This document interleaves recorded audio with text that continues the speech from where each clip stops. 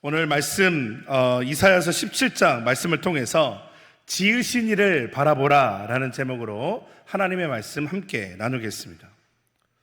2011년에 여러분 3월에 어떤 일이 있었는지 기억하십니까? 지금 일본이 지금 구마모토에도 또 이런 일이 있었는데 2011년 3월에도 일본 동북부 해안 마을들이 엄청난 동일본 대지진이 일어났습니다. 그런데 그때의 마을들이요, 저마다 거대한 방조제를 갖추고 있었습니다. 일본이 여러분 당시에 또 얼마나 잘 살았습니까? 또 지진에 대한 많은 연구 데이터와 많은 기술들이 축적되어 있었습니다.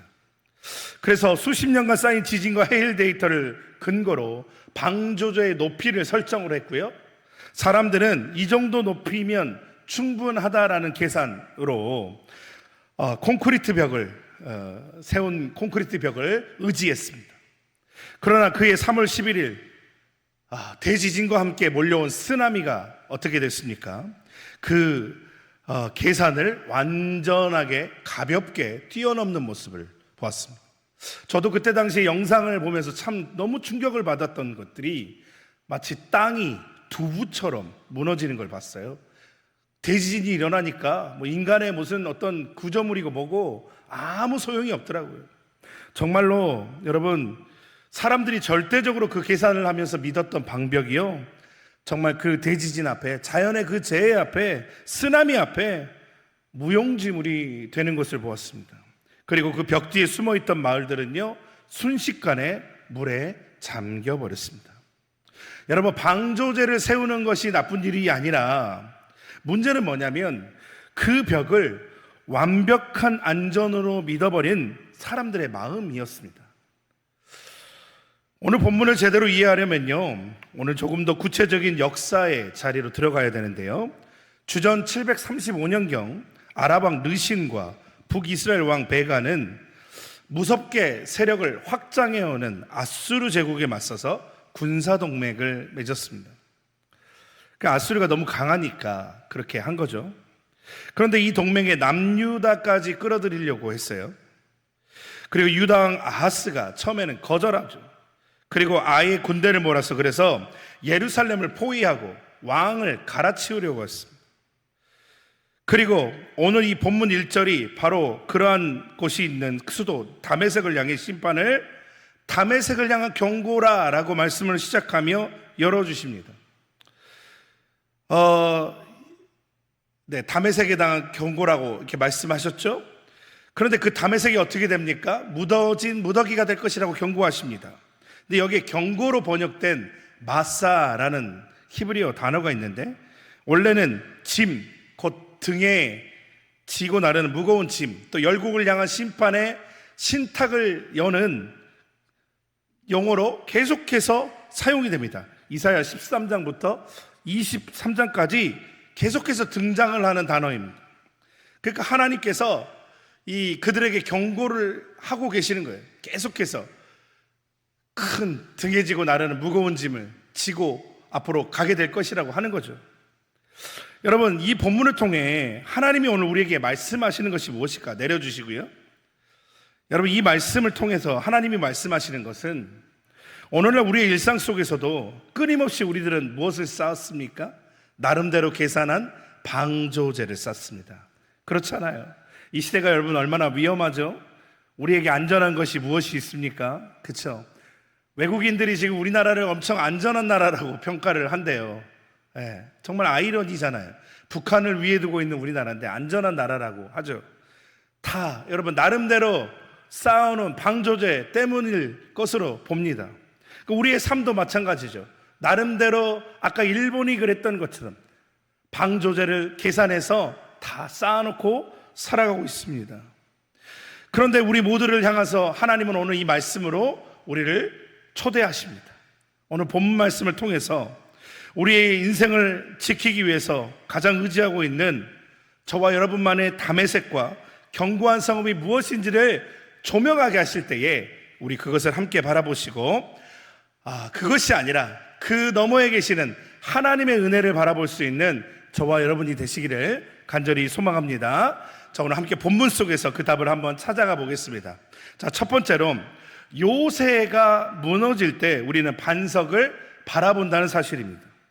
오늘 본문 1절에서 3절을 보면 고대 세계에서 가장 아름답고 번영했던 도시 중에 하나인 다메섹이 장차 성읍을 이루지 못하고 무너진 무더기가 될 것이라고 1절에 말씀하시죠.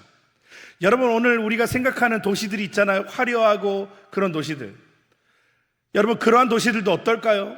여러분, 전쟁의 한순간에 어제도 보니까 러시아의 유명한 휴양지에 막 드론 미사일이 날아다니고 하는 모습을 보셨습니까? 뉴스를 통해서. 여러분, 하루아침에 아무리 인간이 아름답게 가꾸고 그렇다 할지라도 하루아침이더라고요. 그러니까 하나님께서 지금 다메섹도 장차 성읍을 이루지 못하고 무너진 무더기가 될 것이라고 말씀하셔요. 양떼가 누워도 놀라게 할 자가 없는 폐허가 될 것이라고 말씀하십니다. 이스라엘의 또 자랑이었던 에브라임의 요새와 또 다메섹도 마찬가지. 그 주권이 한순간에 사라질 것이라고 경고하고 계십니다. 그리고 계속해서 4절과 6절은 북이스라엘의 참담한 현실을 농사의 비유를 통해서 보여주시는데, 풍성했던 야곱의 영광이 쇠약해지고 마치 추수꾼이 곡식을 다 베어가고 난 뒤에 텅 빈 들판 같고, 감람나무로 흔들어 열매를 다 털어낸 후 꼭대기에 겨우 2-3개의 열매만 남은 초라한 모습과 같을 것이라고 선언하고 계십니다. 그러니까 아무리 화려하더라도 하나님의 경고, 하나님의 그 경고를 통해서 온전히 돌이키지 않으면 어떻게 되는 거예요? 그들이 이렇게 폐허가 될 것이라고 말씀하고 계시는 겁니다. 여러분, 근데 이 심판에는 우리가 또 살펴봐야 될 여러분 사실이 하나 있는데, 지금 경고하고 있는 그 나라뿐만 아니라 사실은 다메섹과 에브라임에게만 주어지는 것이 아니라 열왕기하 16장을 보면 유다 왕 아하스가 이 두 나라의 위협 앞에서 이사야를 통해 주신 하나님의 임마누엘을 붙들라는 초청을 받았음에도 불구하고 그 약속을 외면하고 어떻게 하냐면 아스르 왕 디글랏빌레셀에게 사람을 보내서 이렇게 말씀합니다. 열왕기하 16장 7절 말씀인데요, 아하스가 아스르 왕 디글랏빌레셀에게 사자를 보내 이르되 나는 왕의 신복이요 왕의 아들이라. 이제 아람 왕과 이스라엘 왕이 나를 친히 청하건대 올라와 나를 그들의 손에서 구원하소서 하고, 여러분, 하나님을 의지해야 될 그 왕이 지금 누구를 의지한다고 말하고 있는 것입니까? 세상의 권력 앞에 무릎을 꿇고 있습니다. 하나님만이 우리의 왕이십니다. 하나님, 나는 주님의 자녀입니다라고 고백해야 될 지금 유다의 왕이 뭐라고 합니까? 아람 왕과 이스라엘의 왕의 위협 앞에 나를 그들의 손에서 구로해달라고 아스루 왕 디글랏빌레셀에게 부탁하고 있는 장면입니다. 다메섹과 에브라임이 자기들의 군사행동을 하다가 무너졌다면 유다의 아하스는 그 동맹이 무서워서 아수르를 의지하다가 나라의 독립을 팔아먹었습니다. 결국 모두가 같은 병을 앓고 있었습니다. 어떤 병입니까? 눈에 보이지 않는 하나님보다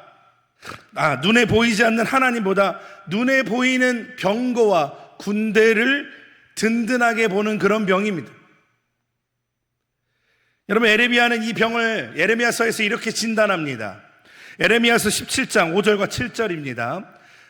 여호와께서 이와 같이 말씀하시니라. 무릇 사람을 믿으며 육신으로 그의 힘을 삼고 마음이 여호와에게서 떠난 그 사람은 저주를 받을 것이라. 그리고 17절에는 이렇게 또 말씀하십니다. 7절에 17장 7절, 그러나 무릇 여호와를 의지하여 여호와를 의뢰하는 그 사람은 뭘 받습니까? 복을 받을 것이다.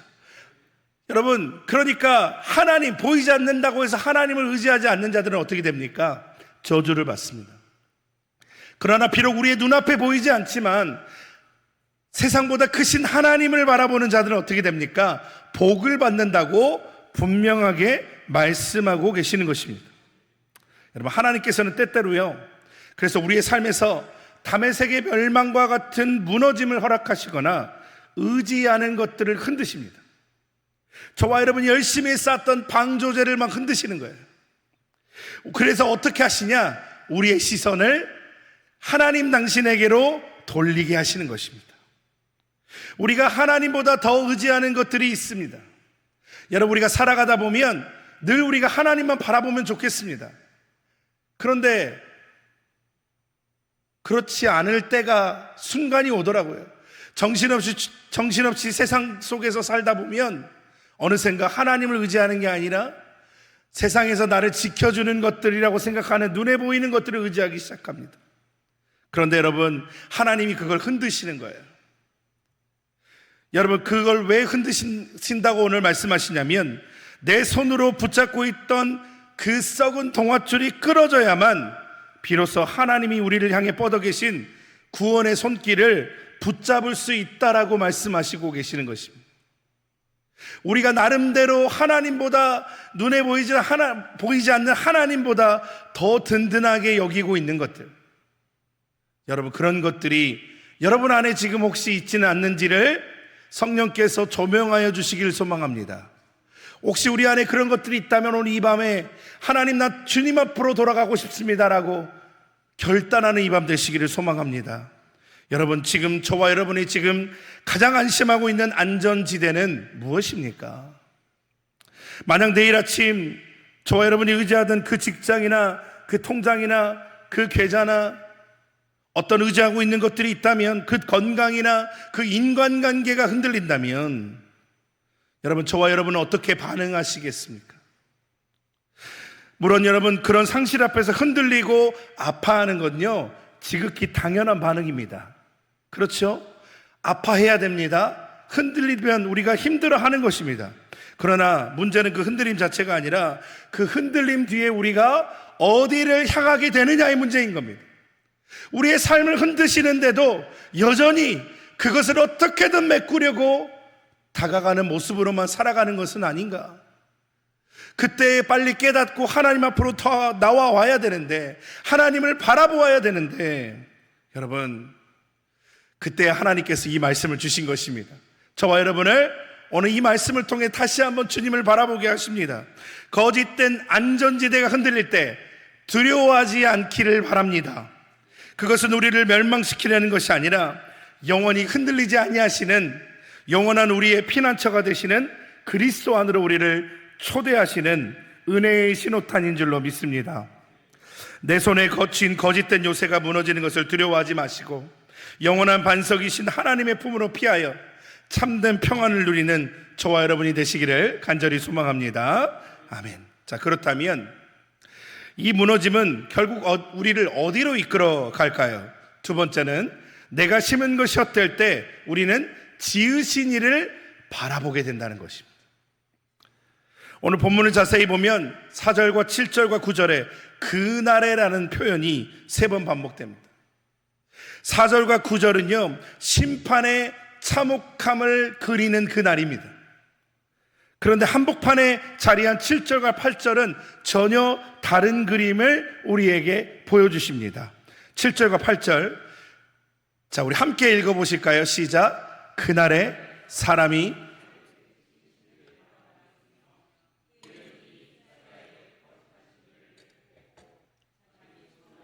계단을 바라보지 아니하 자기 손가락으로 지은 아세라나 태양상을 아니할 것이며. 아멘. 여러분, 이 짧은 두 절이 오늘 본문 전체가 향하고 있는 목적지라고 저는 보았습니다. 무너짐 자체가 목적이 아니라 심판 가운데 남은 자가 마침내 고개를 들어서 자기를 지으신 하나님을 바라보는 것, 여러분, 그것이 하나님이 원하시는 결말인 줄로 믿습니다. 하나님이 때로 우리의 방조제를 흔드실 때, 우리가 의지하던 것들을 흔드실 때, 그때 우리는 누구를 바라봐야 됩니까? 하나님을, 우리를 지으신 하나님을 바라보라는 것입니다. 1968년 12월 24일요, 인류는 그때까지 쌓아올린 가장 화려한 기술이 있습니다. 그게 뭐냐면 바로 우주선입니다. 우주로 향하는 기술적 경쟁처럼 하다가 여러분, 아폴로 8호가 발사됩니다. 여러분, 인류 최초로 달 궤도에 진입을 했고요, 우주 비행사들은 전 세계 10억 명이 지켜보는 생중계 앞에서 자기들의 업적을 자랑하는 게 아니라, 저 비행사들 보이시죠? 거기에서 지구를 바라보면서, 달의 궤도에서 지구를 바라보면서 창세기 1장을 낭독하는 거예요. 전 세계가 주목하고 그 수신되는 소리를 귀 기울이고 있는데 거기에서 태초에 하나님이 천지를 창조하시니라. 여러분, 얼마나 놀라운 은혜입니까? 인간이 만들 수 있는 가장 정교한 요소의 꼭대기에 선 사람들이 한 일은 무엇입니까? 그것을 지으신 이를 가리키는 것이었습니다.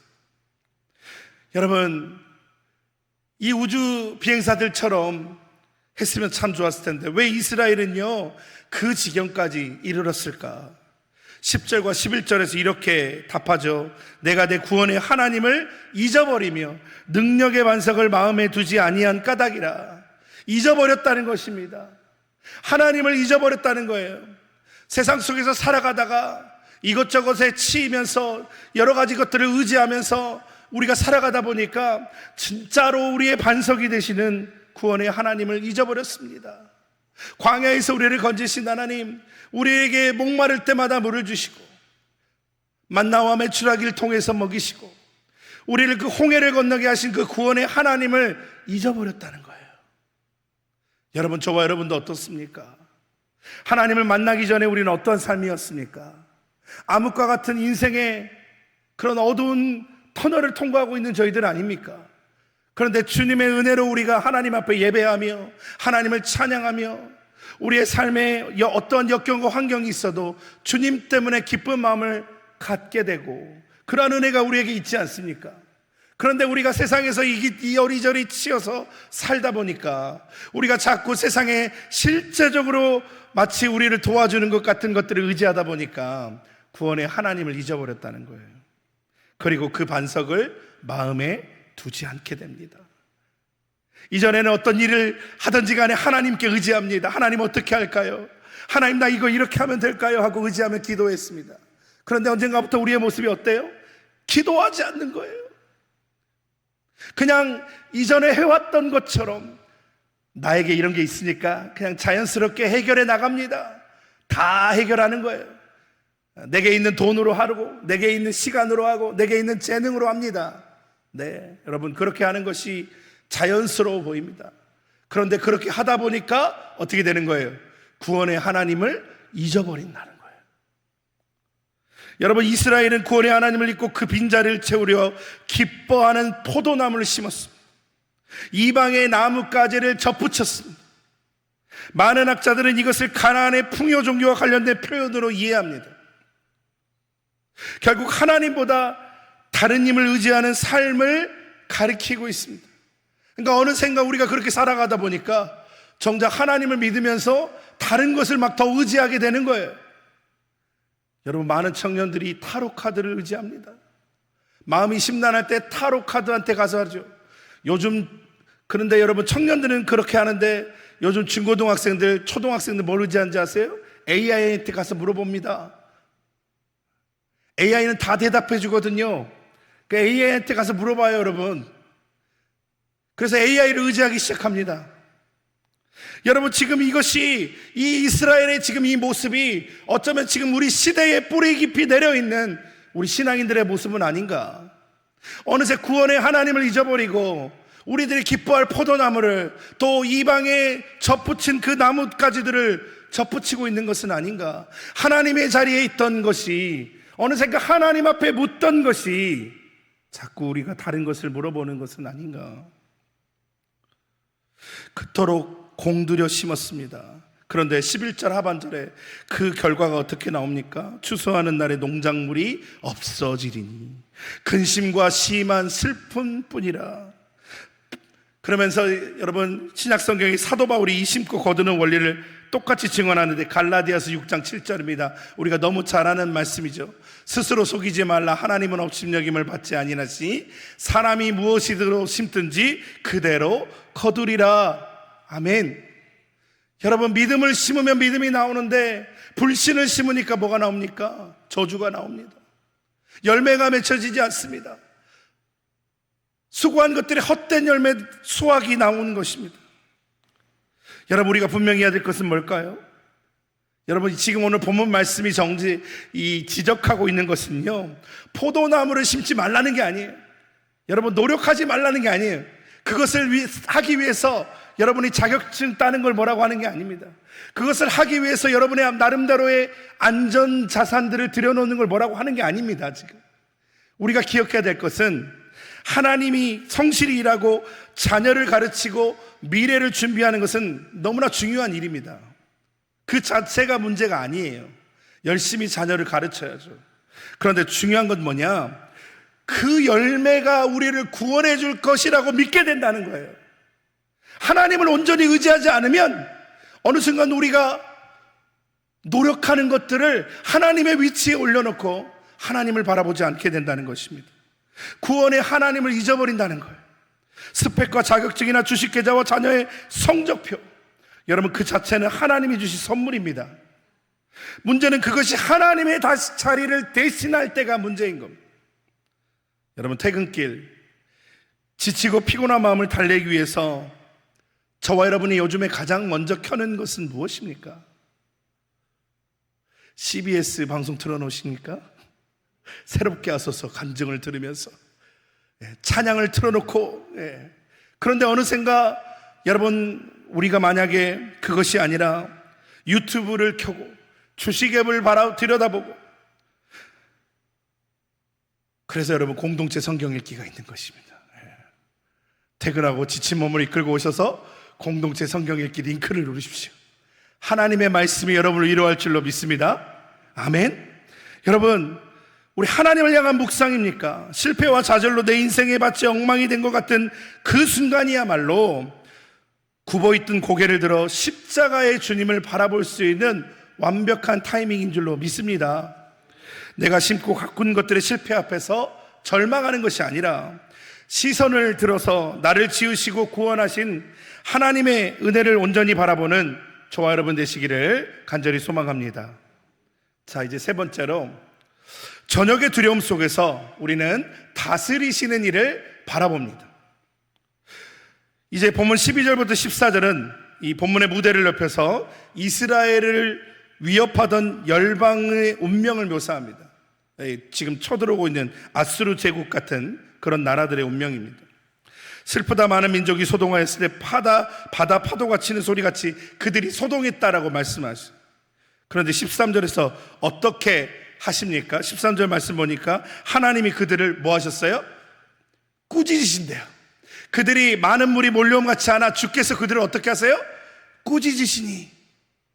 그러니까 그들이 멀리 도망함. 여러분 이번에 중고등부 수련회 주제가 뭐였냐면 예수님과 함께하는 믿음의 항해인데 거기에 핵심 말씀이 무엇이냐면 제자들과 그 갈릴리 호수에서 광풍이 불어올 때 예수님이 어떻게 하세요? 그 파도를 보고 어떻게 하세요? 꾸짖으십니다. 자, 마가복음 4장 39절 말씀 우리 함께 읽어보실까요? 시작. 예수께서 깨어 바람을 꾸짖으시며 바다더러 이르시되 잠잠하라 고요하라 하시니 바람이 그치고 아주 잔잔하여 치더라. 아멘. 여러분 이 장면이 여호와께 행하시는 통치의 권세가 예수 그리스도 안에서 동일하게 드러난 것을 다시 한번 신약에서 드러나신 건 아닙니까? 예수님이 하나님이라는 것을 드러낸 것이 아닙니까? 그러니까 여러분 하나님 어떻게 하세요? 그들이 아무리 바닷물같이 밀고 들어와도 꾸짖으시면 어떻게 되는 거예요? 잔잔해지는 겁니다. 여러분 이런 여호와의 권능을 믿으시기를 바랍니다. 여러분 지금도 하나님은 그렇게 역사하시는 하나님이신 줄로 믿습니다. 여러분 돌이켜 보십시오. 작년 이맘때 저와 여러분을 뜬 눈으로 지새우게 했던 그 걱정이 지금은 이름조차 기억나지 않을 때가 더 많잖아요. 그렇게 크게만 느껴졌던 저녁의 두려움이 지나고 보면 아침이 오기 전에 흔적도 없이 사라져 있던 경험을 우리가 하잖아요. 오늘 본문이 말하는 것이 바로 그것입니다. 세상의 풍랑이 아무리 요동치고 우리를 덮쳐온다 할지라도요, 하나님께서 단 한 번 꾸짖으시면 그 모든 것은 산바람에 날리는 겨와 같이 흩어진다라고 말씀하십니다. 여러분 저와 지금 우리의 귓가에 저와 여러분을 때리는 파도 소리가 있다면, 광풍의 소리가 있다면 그것을 지난번에 지난날의 기억을 붙들고 오늘 밤도 그 동일하게 역사하시고 그것들을 향해 꾸짖으시는 주님을 경험하는 저와 여러분 되시기를 소망합니다. 아멘. 이제 말씀을 마치겠습니다. 여러분 설교를 시작하면서 함께 나누었던 동일본 대지진에 대한 예화를 들으셨죠. 그런데 여러분, 이와테현 가마이시라는 곳이 있습니다. 그것도 역시 피해를 피할 수는 없었습니다. 사망 실종자가 1000명을 넘어섰습니다. 그런데 그 도시의 초중학생들은요, 약 3000명 대부분이 화를 면했습니다. 그 가마이시에 있는 초중학생들만. 왜 그런 일이 일어났냐? 가마이시 히가시라는 중학교, 그것도 이우산 우노즈마이라는 초등학교에 2004년부터 쓰나미 대처법을 반복해서 훈련해 왔어요. 2004년부터 2011년에 지진이 일어났는데, 지진이 나자 학생들이요, 망설이지 않고 어떻게 하냐, 중학생들이 초등학생 한 명씩 손을 잡고 1km가 떨어진 1차 대피소로 이동을 합니다. 거기가 어디냐면 양로원이었어요. 자, 그런데 그곳에 도착해서도 쓰나미가 멈추지 않는 것을 저 멀리 오고 있는 걸 보는 거예요. 다시 망설이지 않고 이번에는 양로원에 있는 어르신들의 손을 붙잡고 더 높은 곳으로 뛰어 올라갑니다. 그들의 눈앞에 그것들을 막을 만한 방조제들이 보였을 거 아닙니까? 그런데 이 아이들은요, 그동안에 연습한 대로, 그동안에 훈련한 대로 망설이지 않고 높은 곳으로 올라갑니다. 그래서 어떻게 됐습니까? 그 아이들이 가자마자 5분 뒤에 쓰나미가 그 1차 대피소인 양로원을 덮쳐버려요. 여러분, 그 결과 가마이시 시내의 초중학생 약 3000명 가운데 사망 실종자는 단 5명입니다. 그날 결석이나, 그것도 그나마 넷은 그날 결석한 애들, 그 한 명은 애초에 학교에 없었던 학생들이었습니다. 그러니까 엄청난 기적과 같은 일이 일어난 거죠. 여러분, 그런데 이 아이들을 살린 건 무엇입니까? 무너진 방조제가 아니라 그것이 무너지기 전에 망설임 없이 몸을 돌려 더 높은 곳으로 움직인 결단이었습니다. 2004년부터 해마다 반복해온 훈련이 위기의 순간 먼저 몸이 반응하게 만들었어요. 여러분, 만약에 그들이 다른 마을처럼 방조제를 계속 바라보며 괜찮을 거야 라고 생각했다면 어떻게 됐을까요? 그 아이들 역시 끔찍한 일을 맞이했을 겁니다. 사랑하는 성도 여러분, 가마이시 아이들의 무너질 방조제에 머물지 않고 더 높은 곳으로 결단하며 몸을 돌리며 나아갔던 것처럼, 하나님께서는 오늘 17장 말씀을 통해 우리에게도 흔들리는 세상, 흔들리지 않은 그런 것들로 시선을 두는 것이 아니라, 방조제의 시선을 두는 것이 아니라, 그 신호가 오면 어떻게 하라고요? 더 높은 곳으로 시선을 돌리고 가라고 말씀하고 계십니다. 더 높은 곳이 어디입니까? 바로 예수 그리스도입니다. 우리를 지으신 하나님이십니다. 사랑하는 성도 여러분, 지금 여러분에게 지진 경보가 울리고 있습니까? 여러분의 삶 안에 쓰나미가 밀려오는 것 같습니까? 그때 우리 어디로 피해야 될까요? 하나님께로 피하시기를 소망합니다. 정말 위기가 닥쳐 있을 때 망설임 없이 그 아이들이 올라갔던 것은 왜 가능했습니까? 위기의 순간이 오기 전부터 뭐 했기 때문에? 연습했기 때문에. 여러분, 그래서 우리 일상의 예배가 너무나 중요한 거예요. 이 수요 예배 같은 예배가 너무나 중요한 겁니다. 이 예배가 무엇입니까? 바로 그러한 순간에 우리를 망설이지 않고 하나님께로 피하게 할 훈련이 되는 줄로 믿습니다.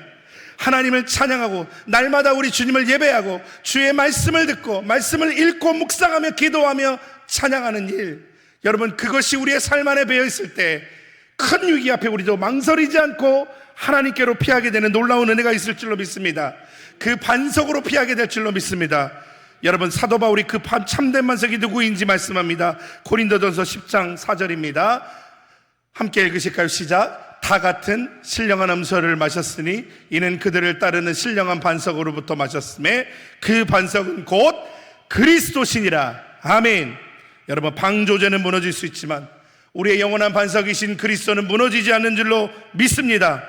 내 손에 쥐고 있던 거짓된 안전지대를 과감하게 내려놓고 내 나름대로 수치를 재며 쌓아왔던 방조제를 의지하지 마시고 날마다 하나님께로 피하는 연습을 통하여 정말로 쓰나미가 몰려올 때에 더 높은 곳으로, 더 안전한 그리스도라는 반석으로 나아가는, 시선을 돌리며 바라봄으로 나아가는 저와 여러분 되시기를 간절히 소망합니다.